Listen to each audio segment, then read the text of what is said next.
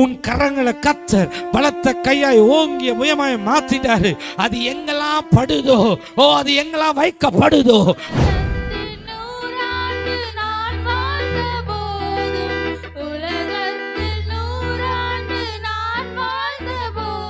the hand of God is with him. The presence of God is there because यीशु शीघ्रமாய் வரப்போகிறார். यीशु मसीह शीघ्र आने वाले हैं. நம் இயேசுவினிடத்துல கடந்து போக और போகிறோம். हम यीशु मसीह के पास जाने वाले हैं. கர்த்தர் மேல ஊத்திட்டே இருப்பா. ஷாபா லகா தானா. எஸ். கர்த்தருக்கு ஸ்தோத்திரம். இந்த காலை வேளையிலே கர்த்தருடைய வார்த்தையின் மூலமாய் உங்களை சந்திப்பதிலே மிக்க மகிழ்ச்சி.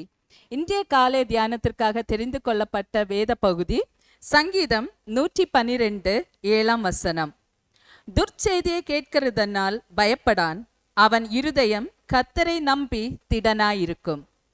துர்ச்செய்தியை கேட்கிறதுனால் பயப்படான், அவன் இருதயம் கர்த்தரை நம்பி திடனாயிருக்கும். யாருடைய இருதயம்? கர்த்தருடைய கட்டளைகளில் மிகவும் பிரியமாய் இருக்கிற மனுஷன் பாக்கியவான். அவனுடைய இருதயம் கர்த்தரை நம்பி திடனாயிருக்கும். அவன் எப்படிப்பட்ட துர்ச்செய்தியை கேட்டாலும் அவனுடைய இருதயம் பயப்படாது, அவனுடைய இருதயம் பதறாது, அவன் சோர்ந்து போக மாட்டான், அவன் கர்த்தரை விட்டு போக மாட்டான். அவனுடைய இருதயம் கர்த்தரை நம்பி மிகவும் திடனாயிருக்கும்.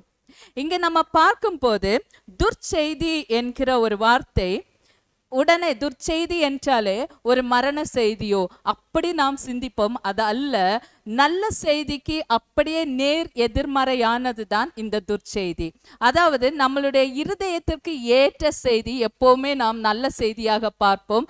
அதுவே நம்மளுடைய இருதயத்தை சோர்வடைய செய்கின்ற, நம்முடைய இருதயத்துக்கு பிரியமில்லாத செயல்கள் எல்லாமே துர்ச்செய்தி என்று, அதாவது கெட்ட செய்தி என்று நாம் நினைப்போம். கரெக்டா?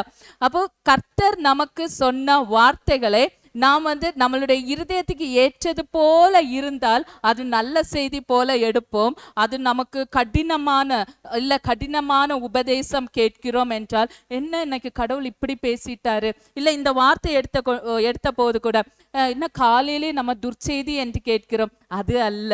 இங்க துர்ச்செய்தி என்று கேட்கும்போது துர்ச்செய்தியை பரப்பின ஒரு சிலரை பற்றி இந்த நாள்ல நாம் பார்க்கும்போது, என்னாகமம் 13ஆம் அதிகாரத்துல பார்க்கும்போது நமக்கு தெரியும், இஸ்ரவேல் ஜனங்கள் எகிப்து தேசத்திலிருந்து, அந்த அடிமைத்தன வாழ்க்கையிலிருந்து அவர்கள் மீட்டு கொண்டு கானான் தேசத்துக்கு நேராக புறப்பட்டு செல்கிறார்கள். இன்னும் சில நாட்கள் தான், இன்னும் சில நடைகள் தான் அவர்கள் கானான் தேசத்துக்கு உள்ளே பிரவேசிக்க போகிறார்கள்.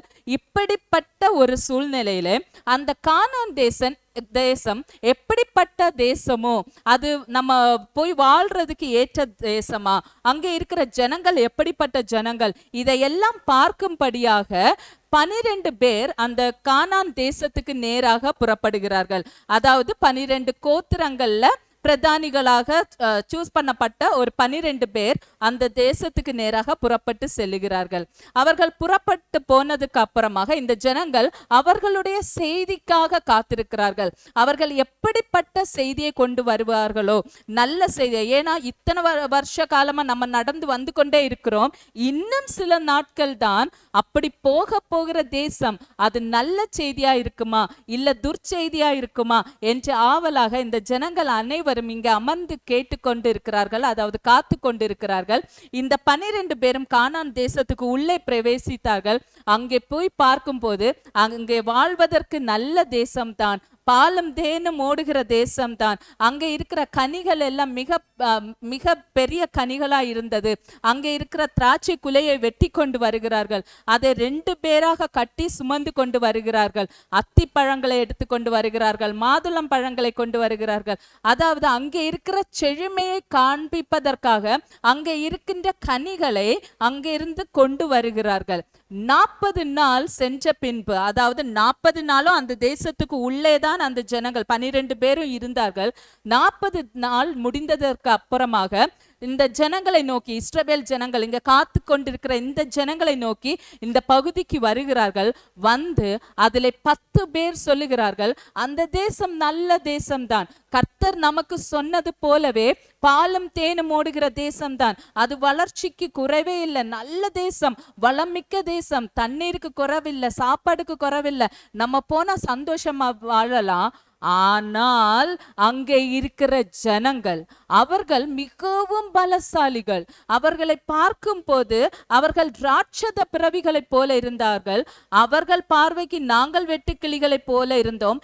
எங்க பார்வைக்கும் அப்படிதான். எங்க பார்வைக்கு அவர்கள் ராட்சதர்கள் போல இருந்தாங்க, அவங்க முன்னாடி நாங்க வெட்டுக்கிளிகளை போல இருந்தோம். அப்படி என்பதாக ஒரு துர்ச்செய்தியை அந்த இடத்துல பரப்பினார்கள். இதை இதை கேட்டுக்கொண்டிருக்கிற இஸ்ரவேல் ஜனங்களும் உடனே ஆரோனும் வேண்டாம், மோசேயும் வேண்டாம், யாரும் எங்களுக்கு வேண்டாம், நமக்கு ஒரு தலைவனை நாமே ஏற்படுத்தி கொள்ளுவோம், மறுபடியுமாக நாம் எகிப்து தேசத்துக்கு நேராக போவோம். இந்த துர்ச்செய்தி எங்களுடைய இருதயத்துக்கு பிரியமானது அல்ல, இது எங்களுக்கு தேவையில்லை என்று அந்த ஜனங்கள் முடிவெடுக்கிறார்கள். இப்பொழுது அந்த 12 பேர்ல 2 பேர் வராங்க, யோசுவா, காலேப். இந்த 2 பேர் வருகிறார்கள். அவர்கள் தங்கள் வஸ்திரங்களை கிழித்து கொண்டு சொல்லுகிறார்கள், ஐயோ, கர்த்தருக்கு விரோதமாய் முறுமுறுக்காதீர்கள், மறுபடியும் அந்த பாவத்தை செய்யாதீங்க. அவங்க சொன்ன செய்தி எல்லாம் உண்மைதான்.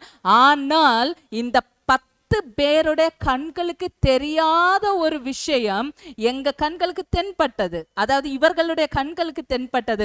அதை பார்க்கும்போது என்னாகமம் 14ஆம் அதிகாரம் 9வது வசனத்தின் பிற்பகுதியை பார்க்கும்போது, அவர்களை காத்த நிழல் அவர்களை விட்டு விலகி போயிற்று, கர்த்தர் நம்மோடே இருக்கிறார், அவர்களுக்கு பயப்பட வேண்டியதில்லை என்றார்கள். அப்ப இந்த 10 பேரு எல்லாருமே 12 பேரும் அதை செக் பண்றதுக்கு தான் போனாங்க. அந்த தேசம் எப்படி இருக்குது என்று சோதித்து அறிவதற்காக தான் போனார்கள். எல்லாத்தையும் 40 நாள் இருந்தார்கள் அந்த ஜனங்கள். 40 நாள் இருக்கும்போது அந்த 40 நாள் உயிரோட காத்தாரே, அது அவர்களுக்கு தெரியவில்லையா? அவங்க ராட்சத பிறவிகள் போலதான் இருந்தாங்க. இந்த 12 பேரை பார்த்த மாத்திரத்துல அவர்கள் ராட்சதர்களா இருந்தா இவர்களை அதாவது கர்த்தர் இந்த 12 பேரை பாதுகாக்காமல் இருந்திருந்தால் அவர்கள் போன அன்றைக்கே அவர்களால் கொலை செய்யப்பட்டிருப்பார்கள், இல்லை அவர்களுக்கு அடிமைகளாக போயிருப்பார்கள். ஆனா அந்த 40 நாளும் இவங்க மேல ஒரு நிழலாய் இருந்து இவர்களை காத்தார். ஆனால் அதையெல்லாம் இவர்கள் பார்க்கவில்லை. இந்த 2 பேர் மாத்திரம்தான் அதை பார்த்தார்கள். அதாவது இதுவரைக்கும் அவர்களை காத்து வந்த நிழல் அவர்களை விட்டு விலகிட்டு கர்த்தர் நம்மேல நிழலாய் இருந்து நம்மை காப்பாற்றுகிறார். அப்போ நம்ம கானான் தேசத்துக்கு போனால் கூட அவர்கள் நம்மளை மேற்கொள்ளுவது அது முடியாத காரியம், நாம் அவர்களை மேற்கொள்ளலாம் என்பதாக ஒரு நற்செய்தியை அங்கே பரப்புகிறார்கள். நிறைய வேளைகள்ல நாமும் அப்படிதான். கர்த்தர் நமக்கு கொடுத்த வாக்கு தத்தத்துல நமக்கு பிரியமா இருந்தால் அதை உடனே ஏற்றுக்கொள்ளுவோம். கர்த்தர் சொல்லிட்டாரு, இந்த காரியம் நடக்கும், இந்த காரியம் நீங்க இப்படி செய்வீங்கன்னு சொன்னாரு, அது நமக்கு இருதயத்துக்கு ஏற்றது போல இருந்துச்சுன்னா உடனே அதை ஏற்றுக்கொள்ளுவோம்.